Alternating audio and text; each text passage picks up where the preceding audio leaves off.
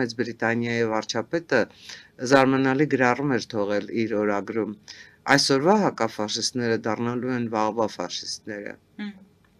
Դե ֆակտո Ռուսաստանը այսօր այն ժամանակվա հակաֆաշիստ լինելով, դե ֆակտո Ռուսաստանը այսօր ոնց ուզում եք վերցրեք դարձել է ֆաշիստական քաղաքականություն, վարող պետություն։ Ամենադեպս որևէ մեկի որևէ խելամիտ մարդու, որևէ ողջախոհ մարդու մտքով չէր կարող անցնել, որ Ռուսաստանը կարող է պատերազմել Ուկրաինայի դեմ, հարձակվել եղբայր սլավոնների վրա։ Այն Ուկրաինայի դեմ, որը հայրենական պատերազմում թերևս Բելարուսի հետ ամենատուժած երկիրն էր, որովհետև պատերազմը Ռուսաստանի բուն տարածք, ռուսական բուն տարածք չմտավ, պատերազմը Բելարուսի, Ուկրաինայի տարածքներում մինչև Մոսկվայի մատույցներ հասավ։ Սանկտ Պետերբուրգի, Մոսկվայի մատույցներ հասավ, ու այսօր